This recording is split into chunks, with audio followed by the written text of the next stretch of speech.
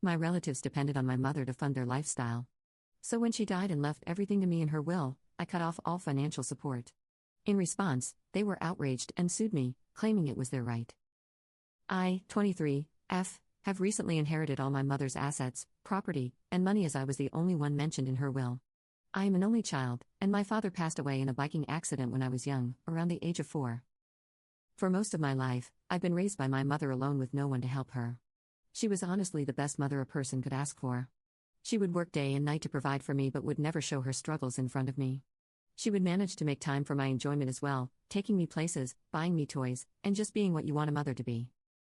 Although my parental family was limited to only me and my mom, we had quite a vast extended family. On my dad's side of the family, I had both my grandparents alive, 2 aunts, and 1 uncle.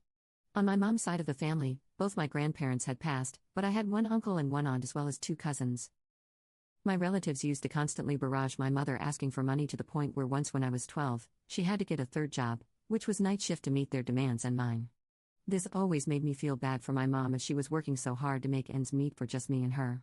And on top of that, my relatives asking her for money was like another weight thrown on her. I never asked her why she didn't just decline their requests and tell them that she couldn't pay them their monthly allowance, but I assume it was because she felt it as an obligation of hers. My dad's side of the family actually used to ask for more money than my mom's side. My mom felt that after my dad's passing, the responsibility to look after her parents was now her duty, which is why I assume she was so determined to meet their requests.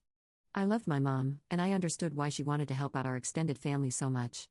But seeing the stress they caused her made me grow a kind of resentment towards them. It was especially strong when I was a child. After years of hard work, my mom had finally gotten a good enough job that paid her well and required less work. She was able to take a break and start actually saving money instead of living from paycheck to paycheck. So when I recently got the news that my mom had passed away on the way back from work in a truck-related accident, I felt depressed. My mom was the only proper family I had, and her passing meant that I was left alone for the first time in my life.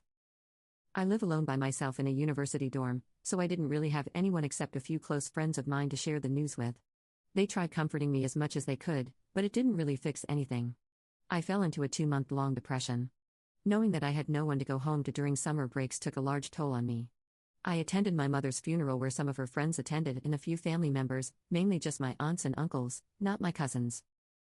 They tried doing what they could to tell me it'll all be alright and that I can come to them anytime I want, but it didn't change the fact that it was those same people that had caused my mother so much difficulty in her life. The resentment I had for my family didn't really fade over time as I didn't give much effort to try to make things up with them. I didn't actually tell them that the reason I was so distant and resentful was because of what they did to my mother, so they just assumed it was because I was grieving. When it came time for the lawyer to read out my mother's will, they informed me that she had left all her assets, properties, and money to me and only me. She gave her brother and sister some old memorabilia to remember her by, things like items and family heirlooms.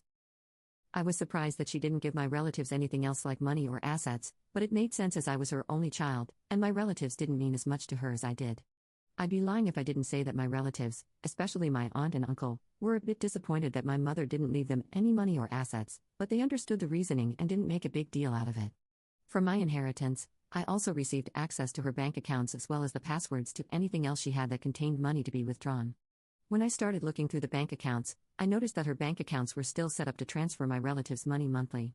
It was about $200 monthly being transferred to my cousins and $300 being transferred to my grandparents on my dad's side.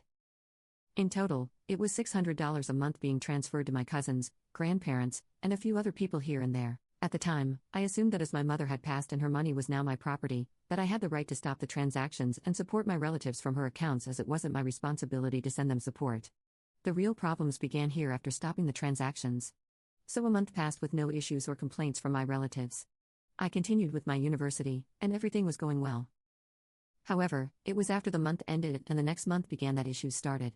My relatives noticed that they didn't get any transfer of money in their bank accounts on the 2nd of the month, and they immediately called me to ask me about it. I don't remember specifically what I said in the call, but they asked me about why they didn't receive any money. And I was a bit confused and then realized that they were talking about the monthly bank transfers. I told them that I canceled them as it was now my money, and I didn't have any obligation to send them anything. I remember them getting really upset and mad about this, saying stuff like, "Your mother was sending us this money as a promise, and now you can't just stop sending it," and stuff like, "We need this money, and it's unfair how you're canceling it." Overall, the gist is that they were really upset about this.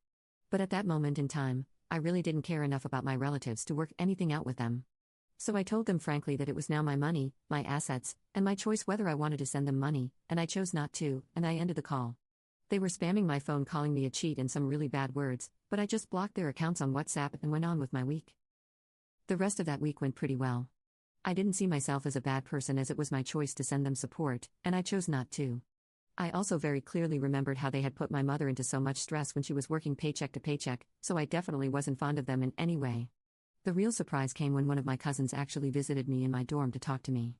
It was very unexpected and abrupt, but I still had him over. He wasn't immediately clear on why he was over at first, but I had my suspicions it was because of the money issue. Those suspicions were right in the end because once he had buttered me up and everything, he asked me about the money. I told him clearly that it was my money and that it was not my duty to continue my mother's funding. He was arguing that because it was still my mother's money that I inherited, that I was still required to let the month's $600 through. I got overly mad at him because of this and told him that he didn't even show up to my mother's funeral yet. He was standing there demanding his money. If that resentment for my relatives had been getting any weaker, I can guarantee that it relit in that moment at full flame. I kicked my cousin out of my dorm and told him that if he came here again, I'd get a restraining order against him over harassment. He also told me that he'd be taking this to court with his sister and other relatives, and I shrugged it off. I just assumed then that any logical, sensible court in this country would obviously take my side in this type of dispute as I clearly had the better argument, but I guess I underestimated how messed up our judicial system is. After a week or two passed, I got a letter in my mail, and it read I was being sued by my cousin and that I had to show up to court on 16th March, on which the jury will listen to the arguments from both sides. On top of that, I was thrown the hurdle of having to get a lawyer out of my own pocket, which cost a lot of money, especially for a college student. The audacity that my relatives had to take me to court over denying them something that was completely my right was absurd. There were 15 days till the court date, and I had to find a lawyer that would fit into my budget and defend my case well. I tried getting in contact with my cousin as I was infuriated, but I was blocked. And when I went to their house in person, they wouldn't open the door and only talk to me through their camera where they just told me to wait until the court date. I cannot explain how stressed out this whole situation made me, and they were just doing to me what they had been doing to my mom my whole life. Regardless, I went to a law firm and got a lawyer that fit within my budget. I told her about the situation and presented all my arguments that I had. She told me not to worry, as I was a clear winner in this dispute and could in fact sue my cousin back for harassment and stress and would easily win the case. So that cooled me down a bit. In the meantime, while I was waiting for the court date, I decided to go through my mom's personal records to see if I could find anything that could help me in this case to prove that not only had my relatives caused me stress, but it kept my mom stressed her whole life. When 16th March came, I made my way to court.